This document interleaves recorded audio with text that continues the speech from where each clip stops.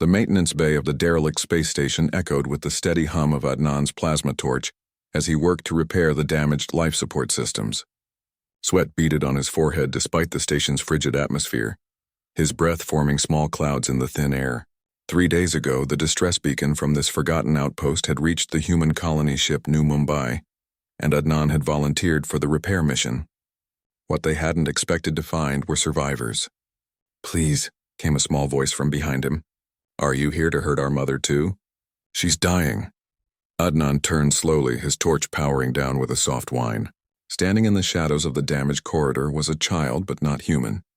The little being had elongated limbs, silver-blue skin that seemed to shimmer in the emergency lighting, and large, dark eyes that held far too much pain for someone so young. She couldn't have been more than 7 or 8 years old by human standards.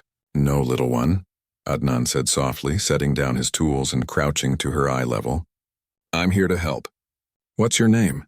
"Zara," she whispered, taking a tentative step forward. "The bad men came 3 cycles ago. They hurt everyone. Mama hid us, but she got hurt protecting us from them." Adnan's jaw tightened. Pirates.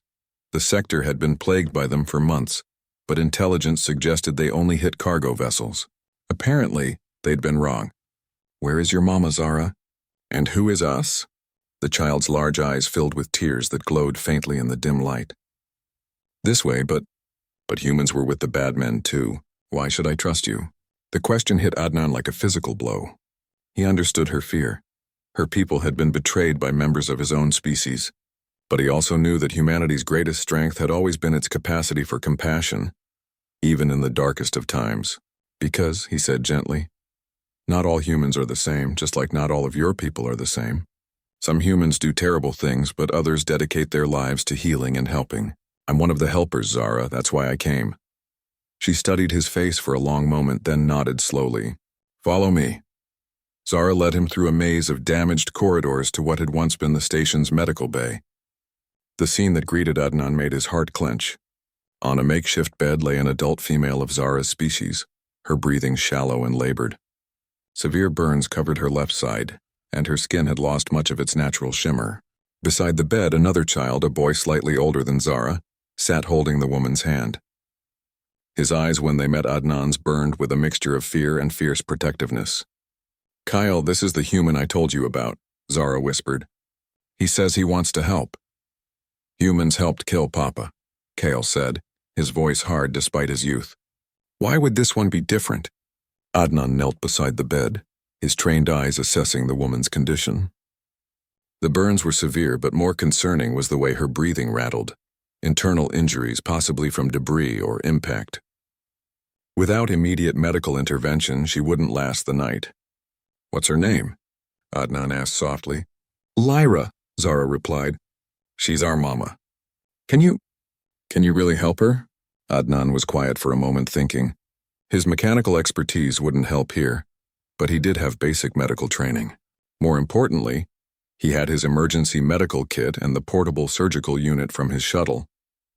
It would be risky. He'd never treated this species before, but doing nothing meant certain death for Lyra.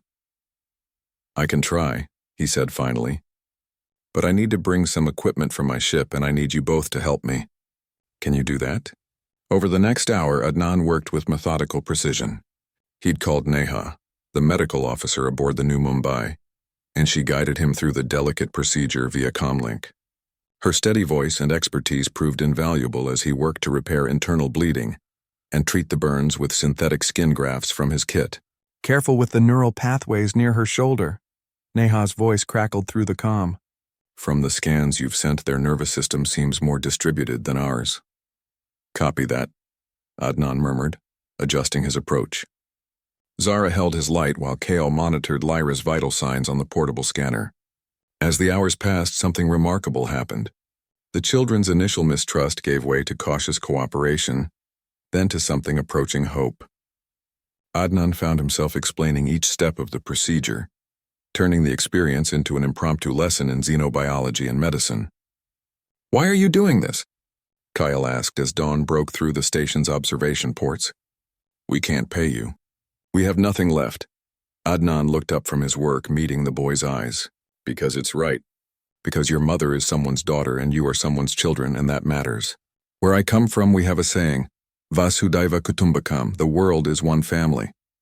That doesn't just mean humans, Kale. It means everyone. Lyra's eyes fluttered open just as the first true rays of sunlight illuminated the medical bay. Her voice was weak but clear as she whispered, "My children. Are they?" "Safe, Mama," Zara said, tears streaming down her face. "The kind human fixed you."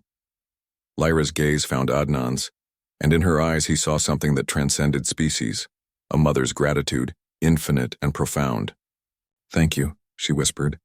Later, as the rescue ship arrived to evacuate the survivors, Zara tugged on Adnan's sleeve. "Will we see you again?" Adnan smiled, ruffling her hair gently. "The galaxy is vast, little one, but it's also smaller than you might think. Who knows, maybe our paths will cross again." As the shuttle carried them toward their new home aboard the colony ship, Adnan reflected on the day's events. Humanity's greatest weapon wasn't its technology or its military might.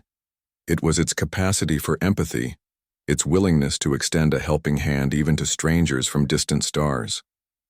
In saving Lyra, he'd also saved something equally precious, the faith of two children that not all humans were monsters. Sometimes that made all the difference in the universe.